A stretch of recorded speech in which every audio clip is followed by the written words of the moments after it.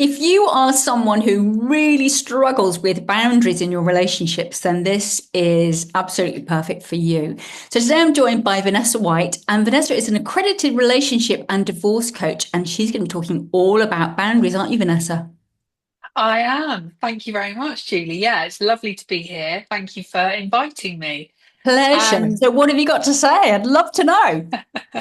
well, as you know, I always have a lot to say. And first of all, kind of why I picked boundaries to be the topic of my habits for your session here today, is because I think boundaries are essential in our interactions with others. And obviously, my area of expertise is around relationships, dating, separations, that kind of area of our lives. But actually, boundaries are so important in all areas of our life, whether it's with work colleagues, with family, with friends, you name it. Actually, these skills will help you anywhere. Um, and healthy boundaries actually empower you to live authentically and to kind of protect yourself. It's about your own personal safety, kind of emotionally, and your interactions with other people. When we know what kind of behaviors we're willing to accept from others and what we're not, most importantly, willing to accept, um, actually, our relationships are much healthier because when we are feeling that we just let anyone do anything to us, both verbally, physically, um, actually, we're not going to be the happiest and healthiest that we can be. So I think boundaries are really essential for keeping us to feel safe, to feel like we're in control of our lives. And that's not the same as being controlling. You know, people talk about controlling in relationships, which is obviously a toxic behavior. And we're not talking about that. We're not talking about controlling others. We're talking about being in control of us, of our lives, and what is acceptable to us. And I think that's a really important starting point. In terms of relationships, there's obviously different areas that I work within. I work within people who are separating and divorcing. I work with people who are in relationships, but the relationship maybe isn't going so well. Maybe they're not feeling that happy with their partner anymore. And I also work with people who are going into dating again, you know, often second time around or third time. And so, all of those areas, healthy boundaries are really important and maybe will slightly differ in terms of kind of what you might set for yourself. So I'm going to sort of look at those particular areas. But first of all, I thought it would be important to kind of just set the scene of actually what we mean by boundaries and how we set them. Because what I see in my work is that people really don't know what a boundary is. They don't know whether they have boundaries or not, actually. And they don't know what to do when someone tries to push their boundaries. Because for me, there's two parts to boundaries. The first is setting our boundaries. So, what actually is acceptable to us? And then the second part is actually maintaining our boundary. And that is often the harder part. So I thought if we just talk about that first on a general level.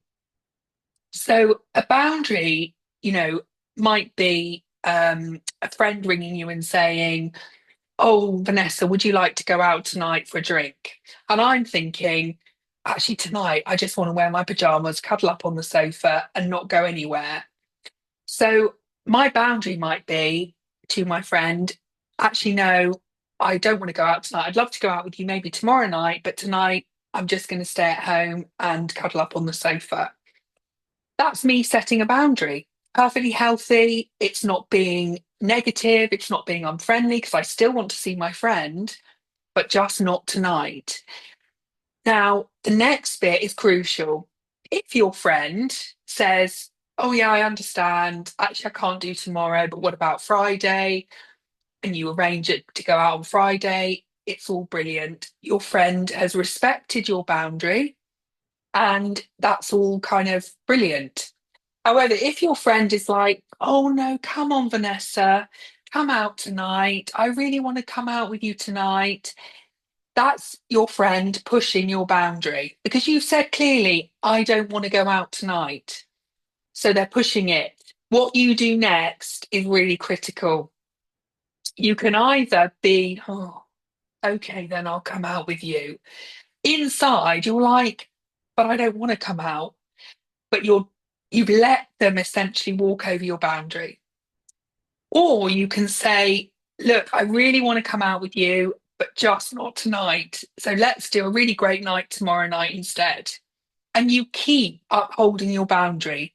So you're polite, you're kind, you're generous, you're not, you're not antagonistic or rude or unfriendly, but you are holding your boundary. Actually, no, I don't want to do tonight. And that coming back, and no matter how many times the person pushes at your boundary, we uphold it. And that is really crucial. So boundary setting is about thinking what we want and the behavior that's acceptable to us, expressing that clearly and communicating that to people. And then when they react in whatever way they do to that boundary, we are clear and we are confident and we believe in our boundary that much that we will still stick to it. And it's not about being dogged and bullish and, no, no, no, I'm not, it's actually because no, that meets our needs. So that's how we do boundaries. We set a boundary, we communicate it clearly, and then we uphold it if people try and keep pushing our boundary. That's such a great illustration, Vanessa. And I'm just wondering, there are some people that they're like, oh, you're so boring. What do you mean you don't out for a drink? What's happened to you? All that sort of stuff. How would someone then keep that boundary? Because that's obviously much more challenging if that person's being a little bit unpleasant and antagonistic. That's really interesting. It's a really important question, actually, because I get that a lot, actually. So, what I find that particularly happens when someone who has not been used to setting boundaries, so essentially they've been able to be quite manipulated by the people in their circle, not necessarily in a malicious way, but they've been quite a walkover, I would say. Their friends have always been able to just push slightly the boundary and it's all come tumbling down, if they've ever set a boundary, that is. And those kinds of people, which is most people actually, and I see this in relationships a lot, when those people start to develop some more self-belief, they start to realize actually their boundaries are important and they do have some value and their needs are important, most importantly.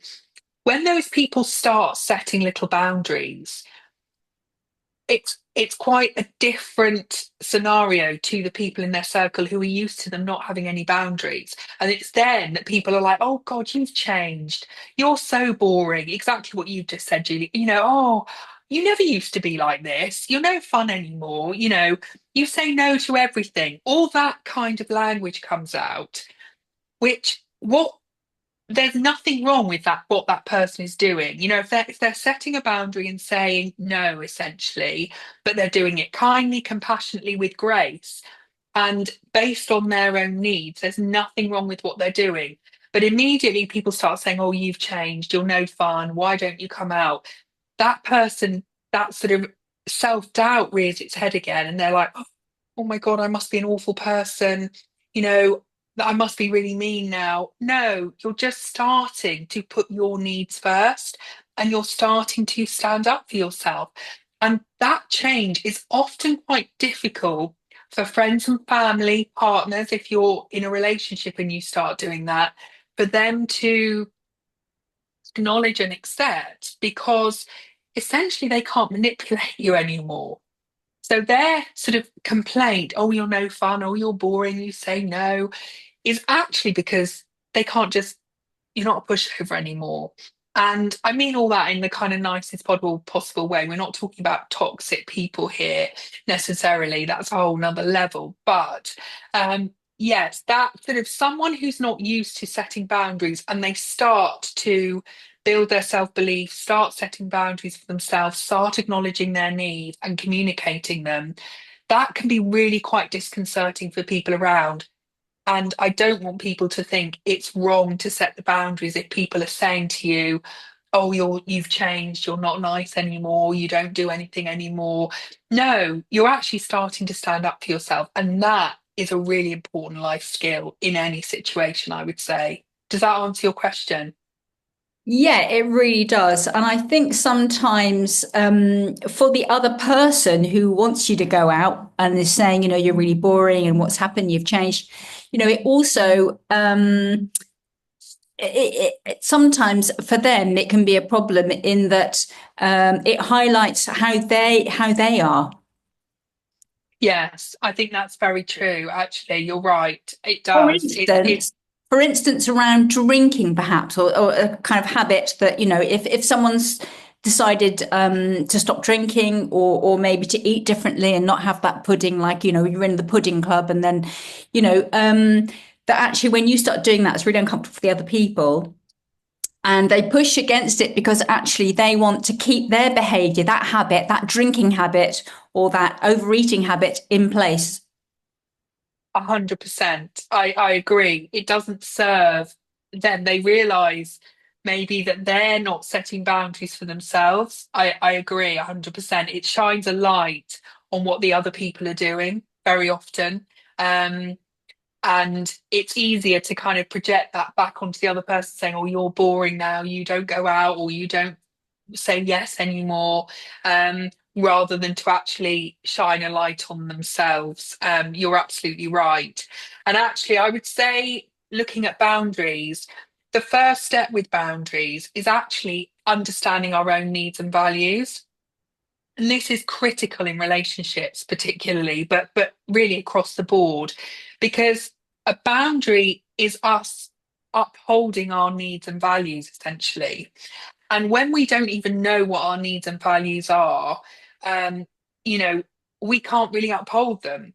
So I would say the first step, if you're somebody who generally does not set boundaries and never has, and finds it really hard to say no, even in very low level, safe kind of things, then the first step would be in kind of building the habit of building boundaries would be to think about your core needs and values. What actually do you find acceptable towards yourself? What kind of behavior do you not like? When do you find yourself saying yes to things, but inside you're saying no, but you're still coming out and going yes, but inside you're thinking, I don't want to do that. Have a look. That sort of self-awareness is the first step. And I think it's really, really important to identify where are those examples where you find it hard to say no, or is it particular people you find it hard to say no and uphold a boundary, whereas others you find it easier to, and you think, well, actually, I can say no to them, but I can't say no to my partner. Actually, there's something there to kind of think about. So identifying those things, how we set boundaries, do we set them? When do we, if we do? If we don't, what are we struggling with? And actually, what behaviours do we let slide that really we want to start saying, actually, that's not acceptable to me? So that's the first step. Look at your needs and values and be aware of kind of what those are and where, if anywhere, you do set boundaries already. In terms of actually then if we look at some scenarios to do with relationships, so if we look at dating and some sort of clear habits for boundaries in dating, I would say whatever, set your boundaries early. So we want to start from kind of day one, even when we're communicating by text, if you're dating online, actually, you know, if somebody asks you something, but you don't want to give them that information, or if someone says, oh, I want to meet you, and you're not ready to, it starts from then. You know, you don't have to tell them everything. You don't have to meet them when you're not ready. And actually, if you start off kind of just going along with stuff, even though your gut is saying, I don't want to tell you that, or I don't want to meet you now, um, it sets the wrong tone for the whole thing. So I think if someone is dating, start having boundaries early, thinking about, actually, no, I will accept this, but I won't accept that. Practice saying no in small, safe ways. With friends, maybe you find it quite easy to say no to. Just keep practicing, or, even if you're in something that's not emotionally kind of charged, so with people in a shop or somewhere that's got no threat to you emotionally, just keep practicing saying no. That is a really good habit. As long as you want to say no, of course. But and also when we are communicating boundaries early on in dating, we want to be using the I statement. So boundaries are about me, they're about what I will accept. So we want to kind of keep it that, I don't like it when you do that, or I found it really uncomfortable when you were really rude to the waitress on that date, or whatever. Actually, that is expressing something, and that is a boundary because you're saying to them, I don't like it when you're rude to waitresses. And it's for them then to be like, oh, okay, actually, I was rude. I'm not going to, I shouldn't have done that, and I'm not going to do that. You can then watch, do they continually be rude to waitresses and other people? And then you can decide what to do about it. But and be honest about your deal breakers, because there will be some things for you in dating. They're an absolute no. And if they come and are in front of you and you see them in people, then really you have to have a very, very strong boundary so that you don't get into relationships that maybe don't serve you and serve your needs. And you abandon your needs when you knew really early on in dating that this person had exhibited behavior that was really one of your deal breakers. And so you've got to be really strong then and think, actually, this is not the person for me early on in dating. If you're going through separation and divorce, which is obviously the complete opposite end of the scale from dating and starting again, then again, boundaries are really, really important because, we need to be clear that, for some, seeing their ex is really, really difficult and really triggering when they're going through a breakup. If they've just been broken up with and their ex is constantly texting or turning up at their door for little things, actually that makes us feel very sad and upset. We need to set a boundary there. That's a really good example. So, it's okay to say, actually, I'd rather you didn't turn up. Can you text me if I know you're going to come round for some of your stuff? Or, actually, I don't want to hear from you for a month because at the moment I'm just finding it too sad. It's okay to say those things. We have no control over what the other person does. So when we set our boundary with anyone, actually, how they receive it and what they do about it is out of our control. But we see how they react. So if we say to somebody, please don't just turn up for your stuff, please ring me first or text me so I know I could be out of the house or whatever, and they don't, they're just not taking any respect to your boundary. Um, you can then react to that how you want. Okay, they haven't respected my boundary. What am I going to do about it next? Um, we can't control what they do about it. I would say that, kind of pausing before you're reacting is a really good habit to have when you're going through a separation or divorce because everything's heightened. We're very emotional, so's the other party. It might be very, very raw. It could be hugely acrimonious. Um, and we tend to fire off something before we think. And actually having a boundary with ourselves at that point of like, okay, when I get a correspondence from my ex, or when their solicitor contacts me saying they want this or that, instead of just going straight to the keyboard, sending off this message or this email, actually, I'm going to have a boundary where I'm going to sit on that correspondence for 24 hours before I do anything. That is a self boundary. And it's actually really, really important to have those kind of things when you're going through a separation or divorce because you don't want to make mistakes in communication to them or to solicitors worse off and cause more problems when you've sat on it for 12 hours, 24 hours, you think actually it's not that bad, or you would answer it in a very different way, much more measured way, or you'd be able to think of the tone of it. It changes very often how we are. Even if you type the thing and you think, "Rrr," do your reply straight away, draft it, do not send it. So set yourself a boundary. I think that's really, really important.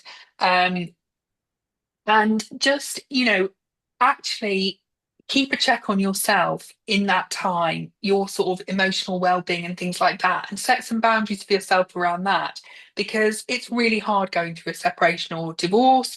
And actually, we often make our own well-being suffer. And again, I would set some boundaries of, actually once a day, I'm going to take 10 minutes for myself and sit and have a cup of tea. It doesn't have to be big things, going for a spa day, it doesn't have to cost money, but give yourself some self-care at the base level of what I would describe as self-care. And actually set that as a boundary for yourself and stick to it and monitor yourself that you are allowing yourself to have some you time through that process. Then, if you're in a relationship and you want to maintain boundaries with your partner, which can be quite difficult, and sometimes our boundaries, with the best will in the world, you know, we can be in a relatively healthy relationship with our partner, but as we've gone along, we've let our boundaries slip, our guards come down, we know each other very well, so we accept behavior that maybe at the start we wouldn't have done. And that's a really important thing to check on. So, creating space, if you're someone who really values time alone and your partner doesn't, often we can let that slip as time goes on. And again, setting a boundary and talking to your partner and saying, actually, I realise I don't have any time on my own anymore. And actually, I'd really like once a week to go for a walk or to just go and lie on my bed for half an hour and read. And, it's nothing personal, because we want to reassure our partner. We don't want them to think it's them and they've done something wrong. So you need to talk. You don't want to just suddenly take yourself off, because they're like, oh my God, she doesn't love me anymore. She doesn't want to be with me. No, it's not that. So we need to talk to them and reassure them. But actually, if those things are important to you and we've let them slide, it's really important to re-establish those.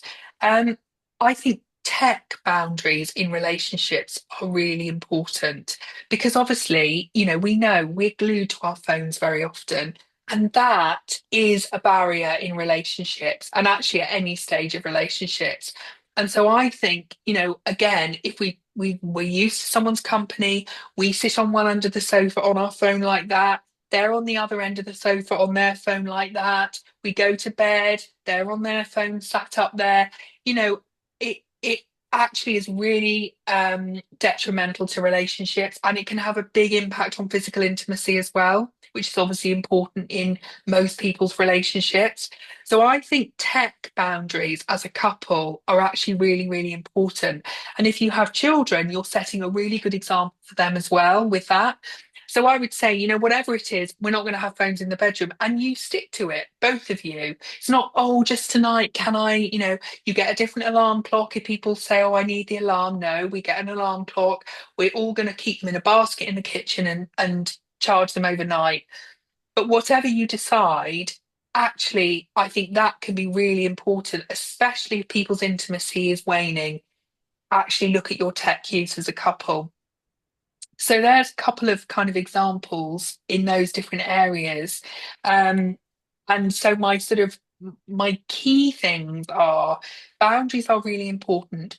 It doesn't make you an unkind, horrible person to uphold your boundaries and look at your needs and values. And just remember that we can have all the boundaries we want. We have no control of how other people receive them. That is then when we look at how we maintain our boundaries, which is really important. But start small with things that are not emotionally charged, which you feel quite safe to be able to put a boundary up, and then go from there. Wow. So much in what you've said, Vanessa, and I totally agree. I mean, I think self-care And boundaries are vital if we want to be Mm. happy humans. And let's face it, who doesn't want to be that? So thank you so, so much for your gems. And for those of you that are watching or listening, please check out Vanessa's links. They'll be down below this video so you can find out more about her, and do get in touch with her and ask her a question and find out a little bit more. My links will be there as well. So thank you, thank you. If you've enjoyed this, please subscribe, and why not share it with someone else who could really benefit from some great boundaries. So thank you, Vanessa, and thank you everyone else for watching. Thank you, Julie.